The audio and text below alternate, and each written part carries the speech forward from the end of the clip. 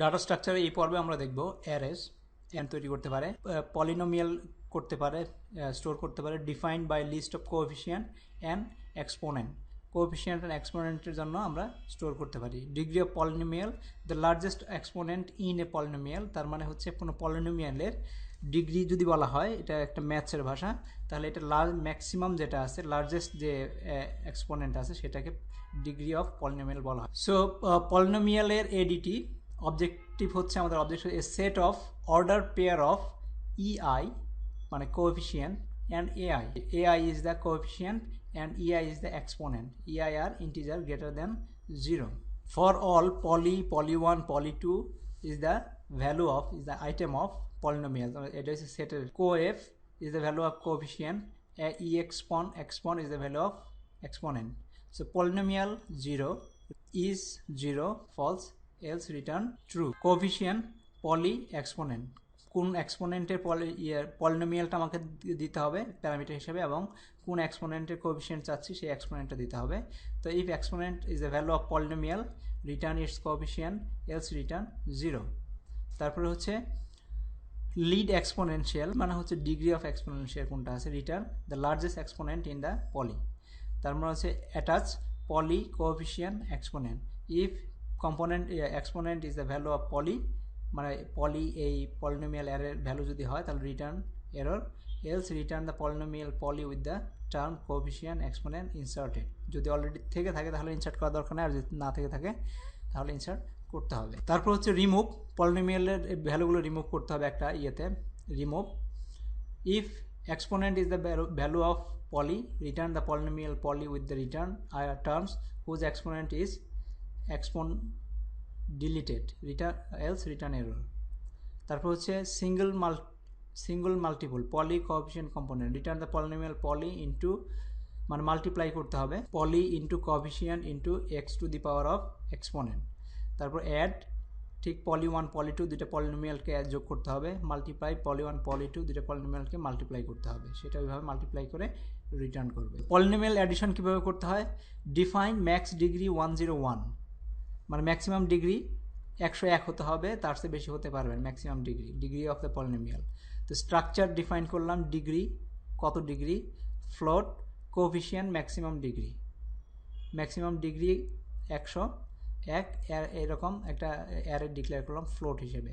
তো এটাকে আমরা পলিনোমিয়াল হিসেবে আমরা ডিফাইন করলাম, একটা ডাটা স্ট্রাকচার তৈরি করলাম। তো অ্যাডিশন পলিনোমিয়াল 1 হচ্ছে স্টার এ, পলিনোমিয়াল 2 হচ্ছে পলি টাইপের, স্টার বি, পলিনোমিয়াল সি হচ্ছে যেখানে আমরা রিটার্ন করব যোগ করার পরে। সো অ্যাডভান্টেজ হচ্ছে ইজি ইমপ্লিমেন্টেশন, ডিসঅ্যাডভান্টেজ হচ্ছে ওয়াচ স্পেস হোয়েন স্পার্স। তার মানে যদি ইমপ্লিমেন্টেশনটা খুব সহজ, কিন্তু এটা মেমোরি ধরে রাখে যতক্ষণ পর্যন্ত যদি এখান থেকে কোনো এলিমেন্টকে ডিলিট করা হয়, পার্টস করা হয়। So running time, what will be the running time? Running time will be, যেহেতু যোগ করতে হবে একটার সাথে আরেকটা, তার মানে ম্যাক্সিমাম ডিগ্রি 100, তার মানে 100 × 100 ইজ রানিং টাইম। তার মানে এটাকে আমরা লিখতে পারবো order of n square. So use one global array two store all polynomials. তো এইখানে আমরা a of x একটা যদি অ্যারে তৈরি করি, যত ধরনের পলিনোমিয়াল আসে সবগুলোকে স্টোর করার জন্য, 2x to the power 1000 plus 1, b of x another polynomial হচ্ছে x to the power 4, 10x to the cube, 3x square plus 1। So আমরা কোএফিসিয়েন্টের একটা অ্যারে আছে, এক্সপোনেনশিয়ালের একটা অ্যারে আছে। তো ফার্স্ট শুরু করলাম স্টার্ট এর জন্য কোএফিসিয়েন্টে রাখলাম 2, এই 2, তারপরে রাখলাম পরেরটা 1, এখানে এ ফিনিশ হয়ে গেছে। তারপরে এক্সপোনেনশিয়ালের জন্য এক্সপোনেনশিয়াল যখন 1000, এই 1000, এখানে কোনো এক্সপোনেনশিয়াল নাই, মানে হচ্ছে 0 এক্সপোনেনশিয়াল, তার মানে হচ্ছে 0 এক্সপোনেনশিয়াল। কেন? কারণ x to the power 0 equals to 1। তারপরে স্টার্ট বি, এখান থেকে বি শুরু হচ্ছে, বিটা রাখলাম, বি এর কোএফিসিয়েন্ট 1, এইখানে কোনো কোএফিসিয়েন্ট নাই, মানে হচ্ছে 1 কোএফিসিয়েন্ট, আর এর এক্সপোনেন্ট হচ্ছে 4। তারপর হচ্ছে কোএফিসিয়েন্ট 10, এক্সপোনেন্ট 3, কোএফিসিয়েন্ট 3, এক্সপোনেন্ট হচ্ছে 2, আর কোএফিসিয়েন্ট হচ্ছে 1, আর এক্সপোনেন্ট হচ্ছে 0। এখন ফিনিশ বি, এরপরের থেকে অ্যাভেলেবল, এরপরে যদি আরও কোএফিসিয়েন্ট থাকে সেগুলো আমরা স্টোর করে রাখতে পারবো। তো আগেরটাতে আমরা দুইটা অ্যারে নেওয়ার জন্য যেটা হচ্ছে যে আমাদের অর্ডার অফ n স্কোয়ার হচ্ছে, আর এখানে হবে অর্ডার অফ n।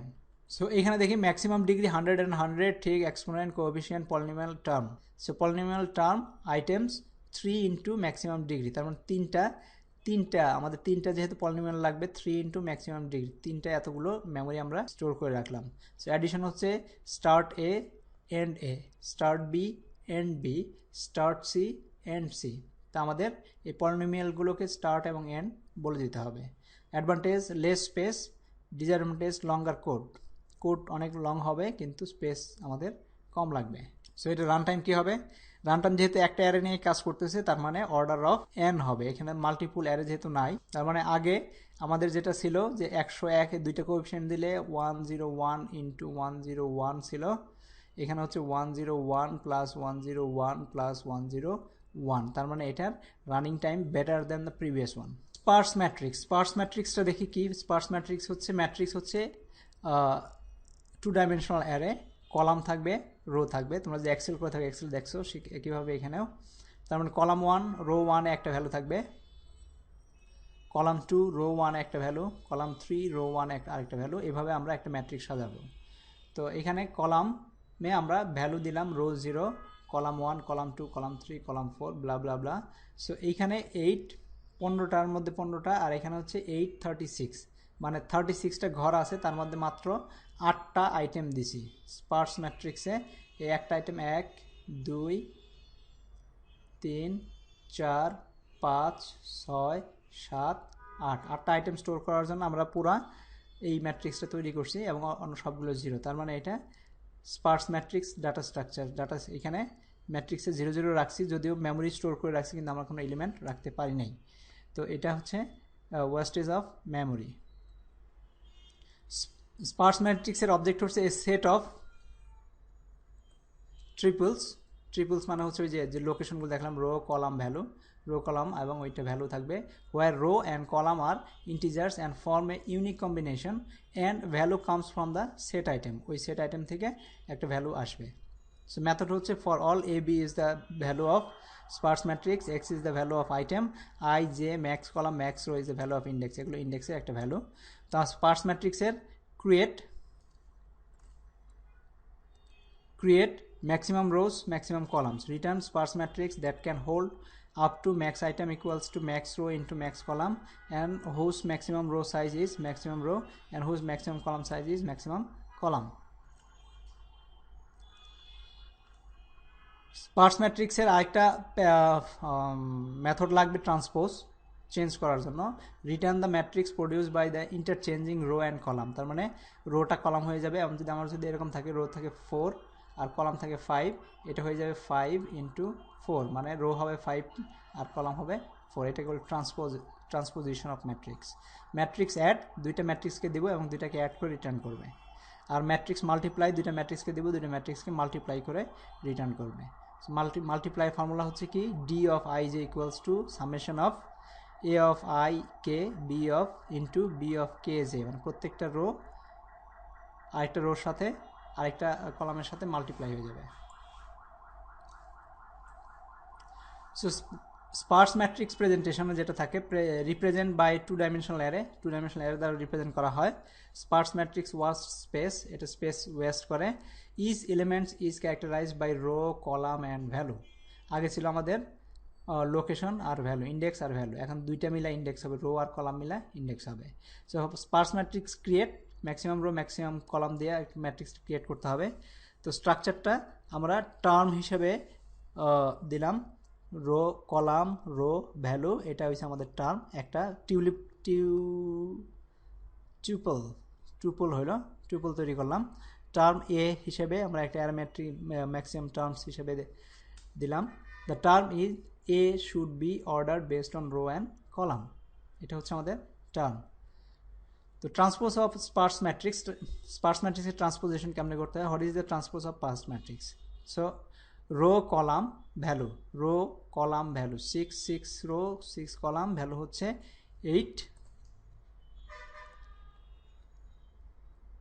তারপরে এ অফ 1 এ হচ্ছে রো কলাম 0 0 আর ভ্যালু হচ্ছে 15 2তে হচ্ছে 0 3 ভ্যালু হচ্ছে 22 সো এটাকে যদি ট্রান্সপোজ করি তাহলে হচ্ছে বি হয়ে যাবে এটা আমাদের বি ছিল B of 0 equals to 668, B of 1 0 0 15। এখানে এটাকে ঘুরে এখন উল্টা হয়ে যাবে, রো কলাম ভ্যালু ছিল, রো কলাম ভ্যালু এগুলো ট্রান্সপোজ হয়ে যাচ্ছে।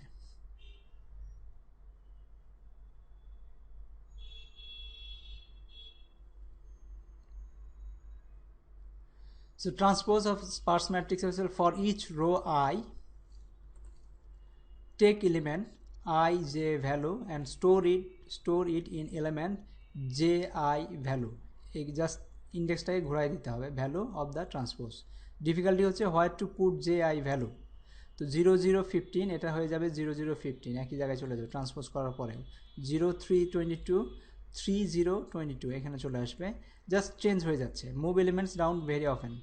So for elements in column J, place element I J value in element J I value। তার মানে আমাদের ট্রান্সপোজ করার জন্য যেটা যেমন A of I J তে রাখতে ভ্যালু ছিল, সেটাকে আমাদের ভ্যালু রাখতে হবে A of J I বা B of J I, তাহলে এটা ট্রান্সপোজ হয়ে যাবে। এটা হচ্ছে আমাদের ল।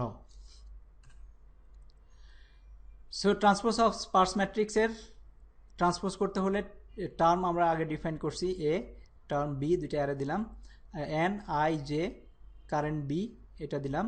So N equals to A of I dot value, total number of elements কত ভ্যালু আছে, B of 0 dot row equals to A of 0 dot column. So rho